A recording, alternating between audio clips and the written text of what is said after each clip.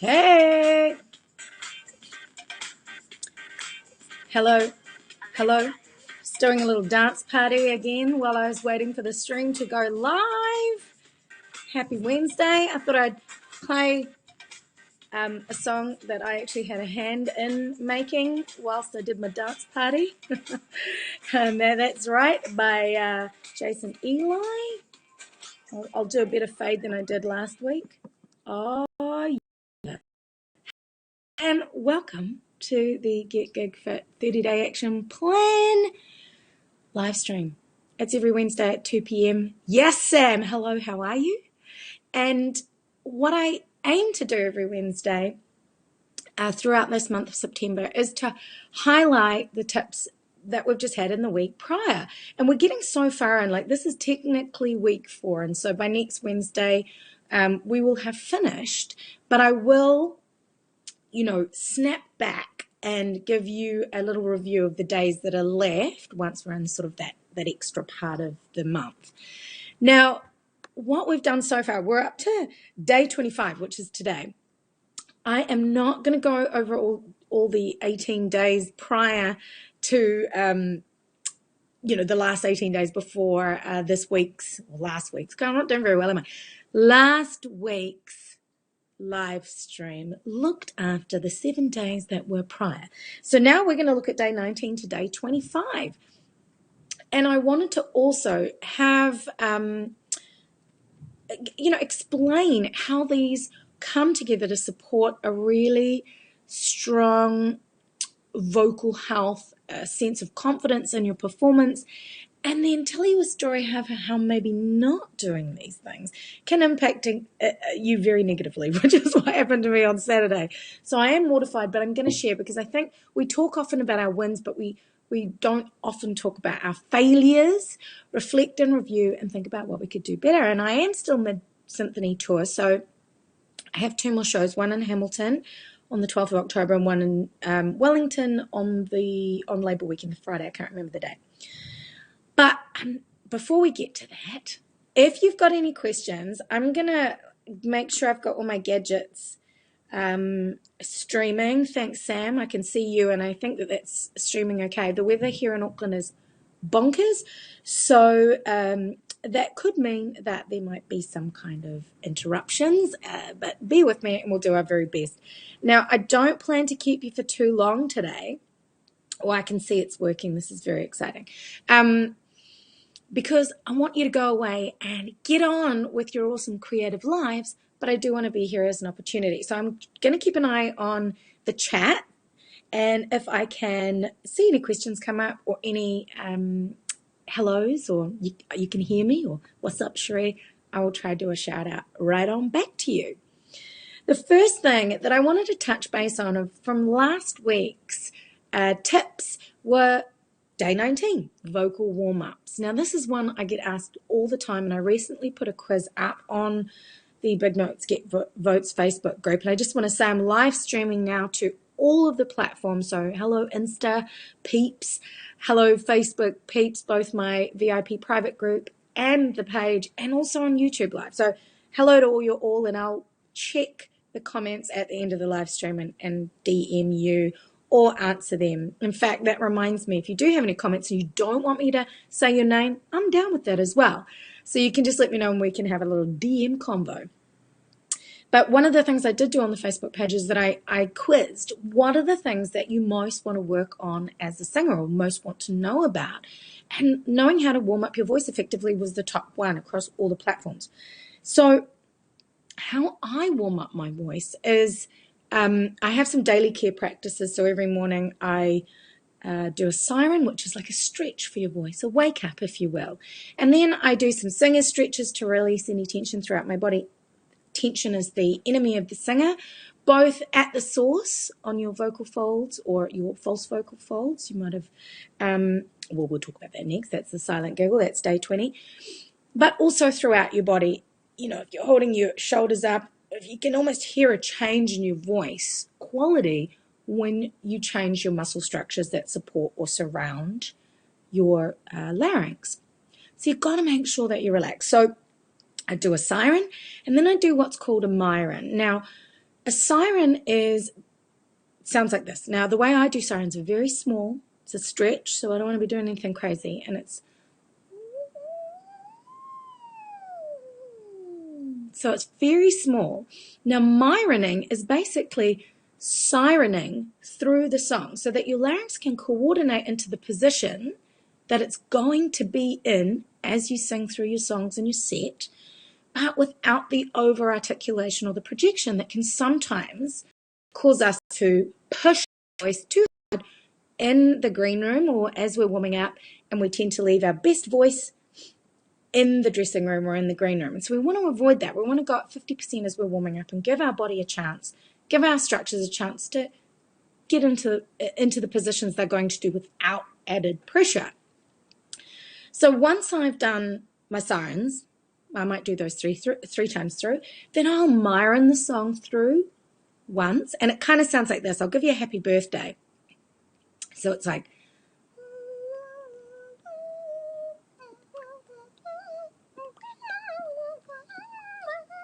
so M means mouthing, and the iron, of course, is siren. So you're mouthing through sirens of the song. That, in my opinion, is the most effective way to warm up your voice without blowing it out. Then just before you go on stage, you'd go ahead and you would sing one time through the entire song in full voice. So using the exact projection and coordination that you would then go and use on stage. But at that point, you should be completely warmed up. If you want to myron through 3 times, great. It really is an individual thing, how you warm up your voice, but I personally believe that singing through the songs that you're about to sing at a reduced capacity, reduced level, is the most functional way. Now, you can 100% run scales. Like, I'm not like, I'm saying that running scales is not good, but I prefer to get my larynx to coordinate the exact intervals and the exact movements that it's about to do in the song. So let me know what you think about that. See you later, Sam. Get in that recording session. And you're very welcome. So vocal warm-ups can be done in a number of ways, but it's about personalizing it for you and knowing what works, being aware of how long it takes to warm up your voice. It's going to be different for everybody. So that was day 19. Day 20 was about the silent giggle. Now, there are 2 sets of vocal folds. You have your true vocal folds, which create the source of the sound or the tone, and then you have false vocal folds. Now, the primary function of the larynx, is for protection of your airwaves. So the false vocal folds trigger anytime there is a sense or a perception of danger or extreme effort. And usually, primarily, that would have been a lion chasing after you. And that is the function that will keep the body safe, or, some kind of foreign object that's potentially going to choke you. So your body these false vocal folds would close over to protect your airways.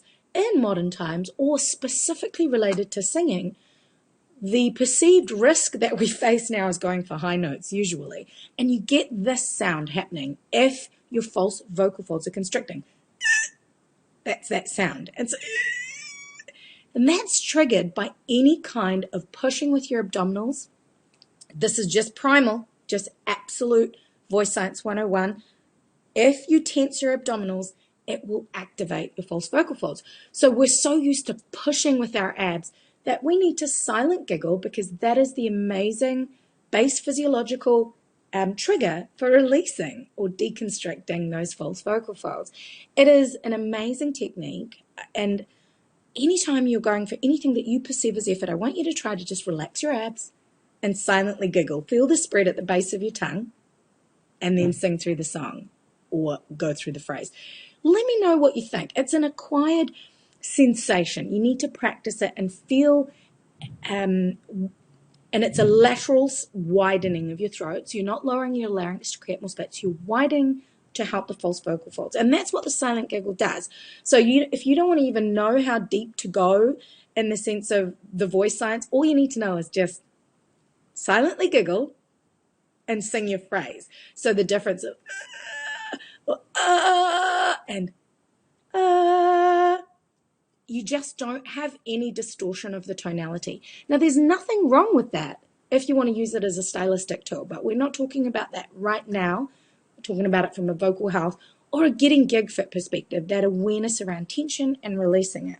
There is so much more I could talk about with that, but when we are working together one-on-one or in coaching, and I am preparing some workshops that I will let you know about as well too, this is where we go into it further, and I have some things and some exercises that you can do to check. Plus I use a tool called Voice Print, which is a spectrograph, and you can actually see the sonic voice print, if you will, and you can see that what you're doing and the techniques are actually working. That's a story for another day. Number 21. Day 21 was about singing technique. Now, I studied at Berkeley online. I did voice technique and musicianship, and then I did a specialization in pop and rock vocal styles. I also am currently probably about year 3 through the way of a 9-year is still voice training course, I guess, and it is unbelievable. So a lot of the terminology that I use is referencing some of the stuff that I've learned for myself as a singer. So I do think it's important to find a singing teacher that you connect with and that it makes sense to you. Now, I'm not for everybody because I do like to go a little bit deep with the science, but I also like to give very practical applications that I've used myself, because the first 20 years of my life as a pro singer, I had no technique. I was literally doing having a cigarette as my vocal warm-up, so it was pretty classy. But once I did jump into it, it was mind-boggling, and it took me a long time. Like, it took me maybe 2 years to conceptualize, and I'm still learning. I will forever be learning. The more I learn, the more I understand how little I know. But it took me a year to conceptualize and then a year to actually implement. And now I'm continuing with my learning and my implementation and practice. But you got to have strong singing technique and find something that works for you. If you need help, I can point you in the right direction. That will always be to an still voice training course 9 times out of 10. But I often get people saying, hey, do you know how to teach scream singing? In fact, I had that message yesterday. I do not, but I can point you in the right direction. And I have specialist skill set based on what I've done myself of pop, rock, and jazz vocals that I am more aesthetically biased towards. And so as a vocal coach, what I will do is I can help you song study those particular styles, but I will show you, I will aim to give you the singer's toolkit, the technique toolkit, and then leave the artistry up to you. So it's up to you how you want to navigate singing technique, but I just 100% say please make some time for it. Find someone who can help you with that. Now, day 22 is all about having a song study, and this is where I'm going to tell you my epic fail. So what I call a song study is a song that you have, usually one that's a little bit difficult, so it makes you feel like you want to vomit in your mouth a little bit when you contemplate working on that song. It's a chance to overlay the techniques. Specifically in a performance setting in the symphony show, I'm doing 3 songs. There is one song that has all of the challenges. And I song studied it for, like months before the show started. Every single time I was on the razor's edge. And then we had 2 shows. So we did Friday night, and I managed to hit everything exactly where it's meant to be. So it's a vocal intro that hasn't really got any, it has got a sustained note to start, but it's played by the strings, and I can't really hear it in my ears. So I have to have muscle memory of the pitch center. Then there's very interesting phrasing of the timing of this intro, and then I got to count to get in with the track. So there are 3 things that I'm working towards. 100% focus, practice, practice, practice. I did the song study. Come Saturday night, I wasn't focused. I literally didn't implement all of these tips that I've been sharing with you over this last month that help you to get gig fit. Because I was tired, it was a double gig, so I had a Saturday. I kind of relaxed, and I just needed to get back into it. I did. Okay, so I started in the wrong key. I came in the wrong place, which means I missed the all-important drop in dance music. And even if nobody noticed, I noticed. And it mattered to me, and it mattered to my crew and the orchestra of 60 people who are holding it together in the back. So it was mortifying. Therefore, I'll be going back to the song study, and it is something that's really important. And in fact, all of these tools are really important just to help you keep that focus and to get that confidence right. So really important. Oh, one last point. Having a really solid foundation for yourself helps you to navigate some of these variables that occur when you're on big show. So with us, we've got an orchestra, I've got an amazing conductor that is usually there to help me out if I don't find my way. But I believe that he lost his click, or he lost his reference to where he was in the music as well. So he was so busy working on his own things, he couldn't, and he shouldn't ever have to pull my ass out of the trenches anyway. So, knowing where you're going, knowing what your song study is 100% is going to help you to navigate any of those variables, and I will be. Anyway, moving on. Day 23, this is what happened a lot on the Sunday after the terrible show, is meditation. An opportunity to center and focus your energy, especially with the monkey mind that us creators often have. So let's say I am reflecting and beating myself up about a subpar performance. This is a chance for you to either center after the gig or in the beginning of the day to just get your head in the right space. And you can do this at any point. I use a guided meditation. I know musicians who are amazing at transcendental meditation. It's just a great tool to have in your kit. So you can even get an app on Apple or Google Play, wherever you are. Give it a go and see if it helps to have that in your toolkit. I'm getting there, I promise. Again, talking about relaxation and just unwinding. So if meditation is a chance to center and energize and relax your mind, day 24 is about massage, and it's a chance to do the same for your body. You can go wherever your heart desires. I personally have a couple of favorite places that I go to. The mall, an amazing, where I live in Auckland, is very close to the St. Luke's Mall. And in fact, I've got 3 places. There is a great place in the St. Luke's Mall called Haven. They are ACC registered. They're amazing. So they get it done. I'm pretty much focused on head, neck, and shoulders, and they really sort things out for me. The other alternative is I have an amazing Ayurvedic massage therapist called Gita Rupa. She's amazing, and I will usually go to her because that gives me both the mind and the body, sorts me out. And there is also I have a friend who owns an amazing care clinic, beauty care and care clinic. I know I'm butchering that, and locally as well, that I get to go and have massages at also. So the point is, go and treat yourself, especially if you're working hard in shows and you need a little decompress. Caveat, one rule, I would apply the 72-hour rule to massage pre-performance, unless it's a part of your pre-gig ritual. So you are letting, depending on the severity of your massage, and I do like quite deep tissue, you will release some lactic acid and you'll need to drink a ton of water. And if you're about to go into a performance or the day before the performance, you might feel a little bit funny. So just be mindful of that. We're almost there. The last one, day 25, is about the singer survival kit. So I wanted to show you mine. And this is what it looks like. So what's in the singer survival kit usually is salt, licorice tea. Let me show you how I do mine. I thought it was really funny, because I'm such a diva, that on my rider, what I requested was a kettle. That's it, a kettle in my dressing room, and 1 or 2 other things, but nothing crazy.